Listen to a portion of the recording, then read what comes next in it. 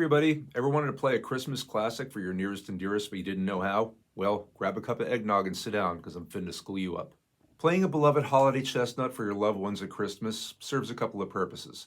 The children will be enchanted, and the elders may be less inclined to believe that you wasted your life becoming a musician. In this lesson, we're going to learn how to put together something called a solo guitar arrangement using chord melody. A chord melody is usually a jazz thing. I didn't go to jazz school. I'm a rock player. Our standard repertoire is more AC/DC than Count Basie.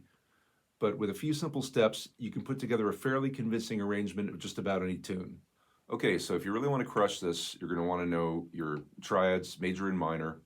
You're going to want to know the open position cowboy chords, major and minor, and you're going to want to know how to play a major scale, or at least what a major scale is.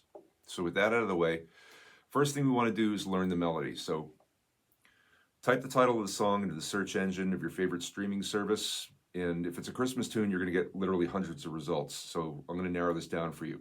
Go with Ella Fitzgerald, Frank Sinatra, Bing Crosby.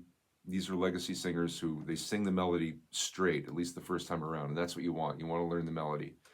So to that end, I pull up Frank Sinatra and I listen. The first thing I do, I figure out what the key is. It's A flat. The next thing I do is pick out the melody.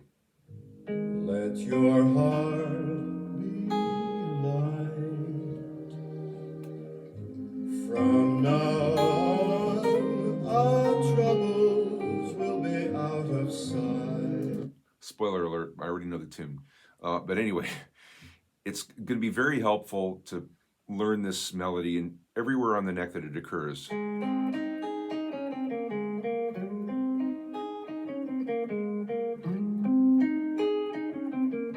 This is going to give you a lot more options when you start filling out the bass and more harmonic information. The more places you know it on the neck, the easier your life is going to be. So you may have noticed that the chord itself is implicit in the melody. A lot of these standard tunes, the melody is composed of chord tones, and this one is just spelling out the chord. It's just a major arpeggio. So that tells you a lot about what the chords are right away. Next, we're going to figure out what the bass is doing. A merry little Christmas, let your heart be light. From now on, our troubles will be out of sight. Okay, so the next thing we're going to do is transpose this thing to a more guitar-friendly key. Many of these legacy recordings, the key was chosen for the singer, not for the guitar player, and you want to make your life as easy as possible. Find a key, preferably adjacent to the one that you were working in, that's got as many open strings as possible. In this case, I'm in A flat, so naturally I'm just going to move down one fret to G, where I've got all these lovely open strings. They're all diatonic to G major. That is to say, they naturally occur in the G major scale. It's going to give me a lot of options, and it's going to make things a lot easier when I start adding the bass note to the melody, which is, surprise, the next thing we're going to do. So to that end, I'm going to play the bass note and the melody together. This may seem awkward at first, but take your time. You're not playing with a band, so you can put in pauses. Just try to make them feel natural, like dramatic pauses instead of like panic. What do I do next? So the technique I use for this is primarily hybrid picking. That is to say, I'll play the root of the chord with the pick, and I'll play the melody note with one of the fingers of my picking hand, whichever one is closest to the note that I need to grab. And it'll look kind of like this.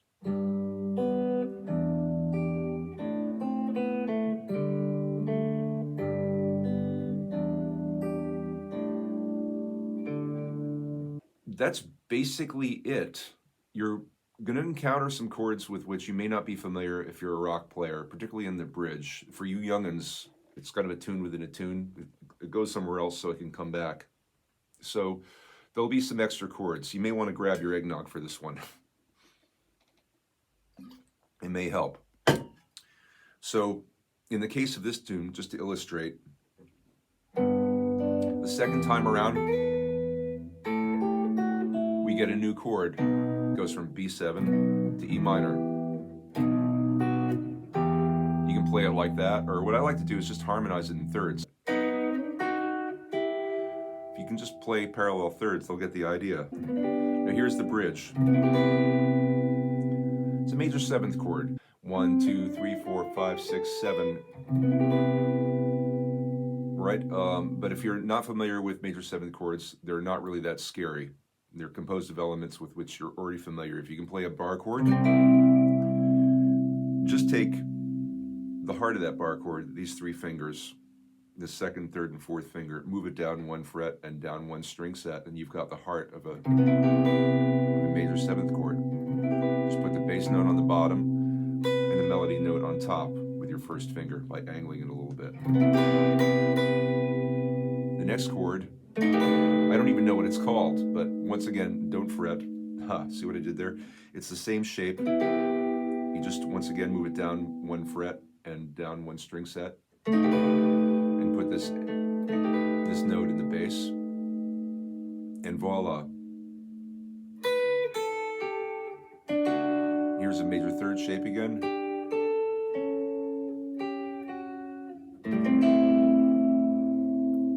Once again, we've got a nice open string, anchoring the bass. And I've got a 3rd shape on top. I'm just barring with my 1st finger.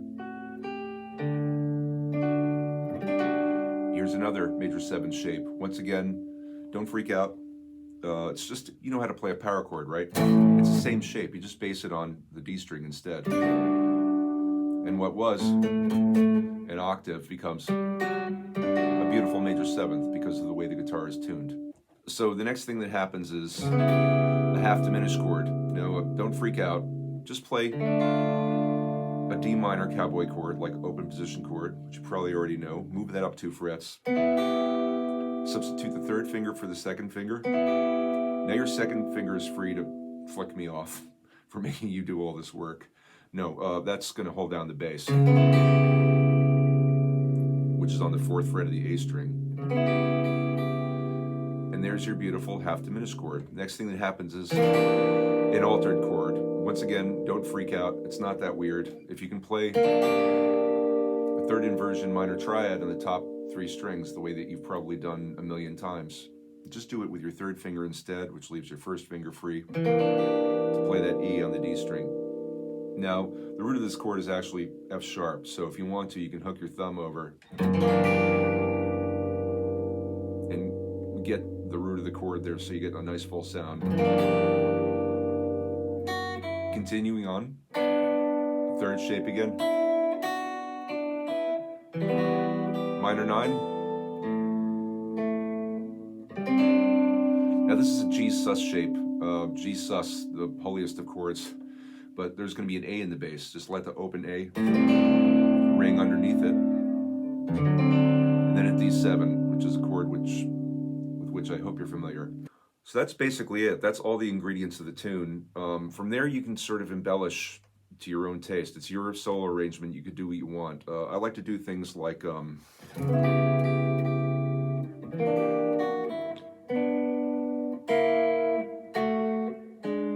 voice leading.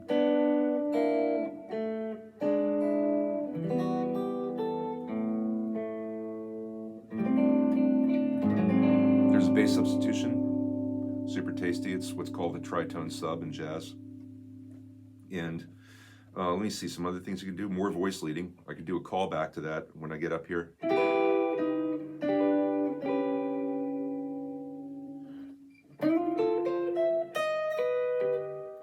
It's an augmented chord.